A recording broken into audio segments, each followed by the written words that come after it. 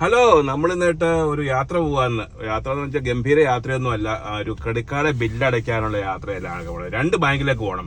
ഈ ക്രെഡിറ്റ് കാർഡിലെ ബില്ലടയ്ക്കാനുള്ള യാത്രയുടെ വീഡിയോ എടുത്തിട്ട് എന്താണെന്ന് ചോദിച്ചു കഴിഞ്ഞാൽ, ആ വീഡിയോ ഒന്ന് അവസാനം കണ്ടു നോക്കിയിട്ട് നിങ്ങൾ പറ. നമ്മുടെ നാട്ടിലൊക്കെ ചെന്ന് ബാങ്കിലൊക്കെ ചെന്ന് കഴിഞ്ഞാൽ എന്നാ സംഭവം അവിടെ അല്ലേ? ചെരുപ്പൊക്കെ ഊരിയിട്ട് ബാങ്കിനകത്ത് കയറാൻ പറ്റുള്ളൂ. അതെന്തിനാ ചെരുപ്പ് ഊരിയിട്ട് ബാങ്കിനകത്ത് കയറുന്നത്? അത് പിന്നെ വല്ല ഓപ്പറേഷൻ തിയേറ്റർ വല്ല ആണോ അവിടെ നമുക്ക് ശുചിത്വം കീപ്പ് ചെയ്യാൻ വേണ്ടി? ഇത് ആര് തുടങ്ങിയ സിസ്റ്റം ഇത്? ആ തുടങ്ങിയ ആളെ എനിക്കൊന്ന് കണ്ടുപിടിക്കുന്ന വലിയ ആഗ്രഹമുണ്ട്. ആ ആളെന്ന് എനിക്ക് കമന്റ് ചെയ്യണേ ഈ വീഡിയോ കാണുവാണെങ്കിൽ. പക്ഷെ അവിടുത്തെ ആ സ്റ്റാഫുകളൊന്നും ചെരുപ്പ് ഊരി എടുത്തില്ല. അവരൊക്കെ ചെരുപ്പും ഒക്കെ ഇട്ട് വളരെ സ്റ്റൈലായിട്ട് ആത്തോടെ നടക്കും. നമ്മൾ ചെല്ലുന്നവര് ചെരുപ്പ് ഊരിട്ടും. പക്ഷെ ഞാൻ അമേരിക്കയിൽ നാട്ടിൽ ചെല്ലുമ്പോൾ സാധാരണ ചെരുപ്പ് ഊരിടുക, ചെരുപ്പിട്ടോണ്ട് തന്നെ അകത്ത് കയറും. അപ്പൊ അടുത്ത് നിൽക്കുന്ന ആൾക്കാർ പറയും, സാറേ ചെരുപ്പ് ഊരിയിടുക. ഞാൻ പറയും, ഇല്ല ഞാൻ ചെരുപ്പ് ഊരിയിട്ടില്ല, ഞാൻ അമേരിക്കയിൽ ഞാൻ ചെരുപ്പ് ഊരിയിട്ടില്ല എന്ന് പറയും. അപ്പൊ അവന്റെ നോട്ടം, ഓ ഇവന്റെ അമേരിക്കാന്റെ ഒരു ജാടാന്ന്. ജാടയൊന്നും അല്ല, സത്യമായിട്ടും ജാടയില്ല. ഞാൻ എന്തിനാ ജാട കാണിക്കുന്നത്?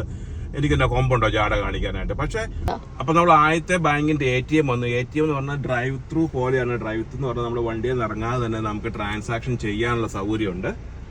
നമ്മളിത് ATM ആണ്. നാട്ടിലെ പോലെ ATM-ന് സെപ്പറേറ്റ് റൂമോ അങ്ങനെയൊന്നും ഇല്ല. ഇവിടെ ഇങ്ങനെ ATM പുറത്താ വെച്ചേക്കണം. നമുക്ക് വണ്ടിയിൽ നിന്ന് ഇരുന്നുകൊണ്ട് തന്നെ നമുക്ക് അതിന്റെ ട്രാൻസാക്ഷൻ ചെയ്യാം. എന്റെ പാസ്വേഡ് നിങ്ങൾ കണ്ടില്ലല്ലോ അല്ലേ?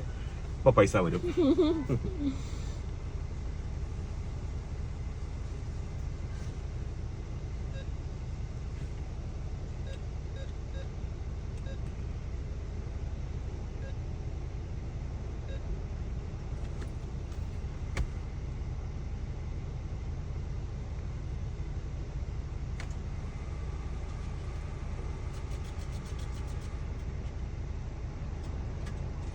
പൈസ വരട്ടെ.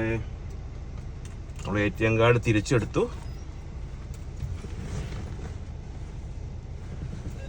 പൈസയും കിട്ടി. ഇനി ഈ പൈസയും കൊണ്ട് നമ്മൾ നേരെ നമ്മൾ അവിടുന്ന് രണ്ടാമത്തെ ATM വന്നേക്കുവാണ്. നമുക്കിവിടെ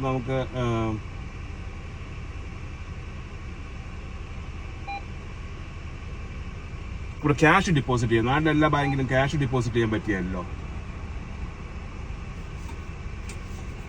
ഇവിടെ മിക്കവാറും എല്ലാ ബാങ്കിലും നമുക്ക് ക്യാഷ് ഡിപ്പോസിറ്റ് ചെയ്യാം. ക്യാഷ് കൊടുത്താൽ ക്യാഷും ചെക്കും ഒക്കെ നമുക്ക് ATM ഡിപ്പോസിറ്റ് ചെയ്യാം.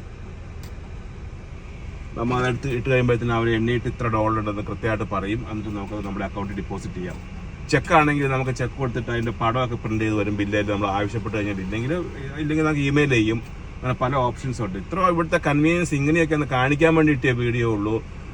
ഇങ്ങനെ ഷോർട്ട് വീഡിയോ കണ്ടതിൽ സന്തോഷമുണ്ട്. നിങ്ങൾക്ക് ഇങ്ങനെയുള്ള വീഡിയോകൾ താല്പര്യമാണെങ്കിൽ ചാനൽ സബ്സ്ക്രൈബ് ചെയ്യുക.